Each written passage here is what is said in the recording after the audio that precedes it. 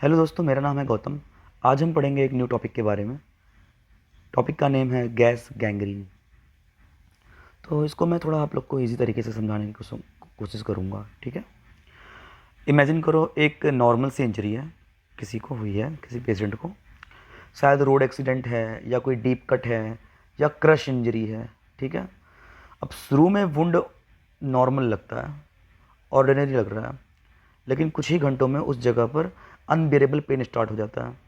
कुछ ही घंटों में एकदम सडन, फास्ट तरीके से स्किन का कलर चेंज होने लगता है, ब्लैक कलर में कन्वर्ट हो लगता है, नेक्रोसिस होने लगती है, स्वेलिंग रैपिडली बढ़ती है, और टिश्यू अंदर ही अंदर मरने लगते हैं।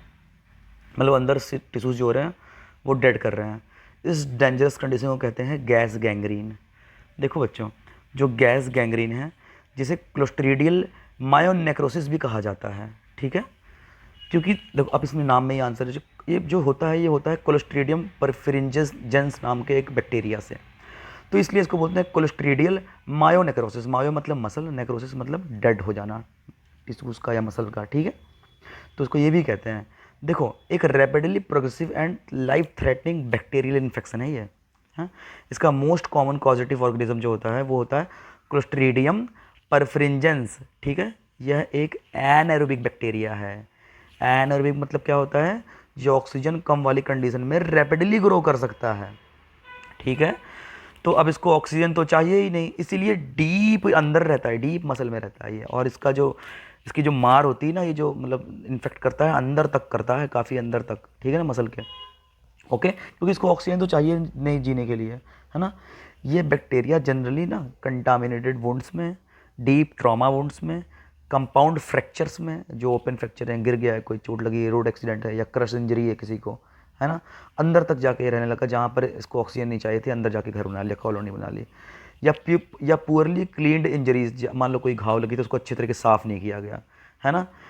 तो इसमें क्या करता है, इन इंजरीज या ओपन वुंड के थ्रू ये बॉडी में इंटर करता है, ठीक है।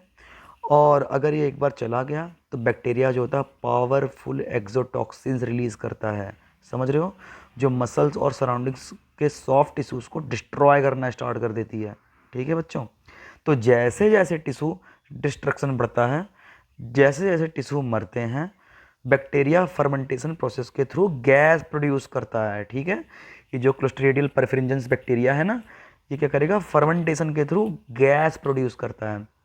इसकी वजह से अफेक्टेड एरिया में स्वेलिंग डेवलप होती है, और स्किन के नीचे क्रैकलिंग सेंसेशन होती है। जैसे आपने वो चाइनीज़ प्लास्टिक नहीं आती है जो गिफ्ट्स रैप करती है, चट चट की आवाज़ आती है, इसको फोड़ो तो वैसे क्रैकलिक साउंड्स आएंगे, क्रैकलिक सेंसेशन आएंगे, ठीक है ना। जिसे क्या बोलते हैं, कैपिटस कहते हैं। क्या बोलते हैं? क्रेप्टस। याद रखना आप लोग को, ठीक है। CREPITUS, क्रिप्टस कहते हैं, ठीक है। ये इस टाइप का फील हो सकता है। अब क्या है, पेशेंट को क्या होगा, पेशेंट को सीवियर पेन होता है, जो वुंड के अपीयरेंस से काफ़ी ज़्यादा होता है। मतलब जो घाव है वो तो देखने में लगेगा नॉर्मल, जो पेशेंट को पेन होगा वो इतना टॉप लेवल का होगा ना, मतलब वो रेट करेगा तो आप परेशान ही होगे। क्योंकि मैंने ऐसे एक पेशेंट देखा है, इमरजेंसी में हमारे पास एक पेशेंट आया था, 28 ईयर्स ओल्ड था वो। तो वो पेशेंट, आप मानोगे, देखते देखते ही विद इन हाफ, मतलब 1 घंटे के अंदर, तो हमने उसका मतलब सारे ट्रीटमेंट देके उसको, तो हमने उसका ऑपरेट कर दिया था। और ऑपरेट करने के बाद उस पेशेंट का बीपी फॉल हुआ, और वो रातों रात डेथ कर गया, ठीक है ना। क्योंकि उसको गैस गैंग्रीन था, और उसको पेन इतना ज़्यादा था कि मैं आपको बता नहीं सकता। जब उसको स्पाइनल एनेस्थीसिया दिया गया तो वो बोलने लगा कि थैंक यू, तुसी मेरी, आप लोगों ने मेरी जान बचा ली। क्यों? क्योंकि उसको लगा कि अब मेरा पेन ठीक हो गया है लोकल स्पाइनल एनेस्थीसिया देने के बाद। लेकिन मतलब बहुत दुख की बात है कि उसकी डेथ हो गई थी। हाँ, तो आप इससे समझो कि ये कितना डेंजरस है, जो गैस गैंग्रीन है वो किस लेवल, मतलब कितना बड़ा थ्रेट है ना। अब देखो क्या चीज़ है।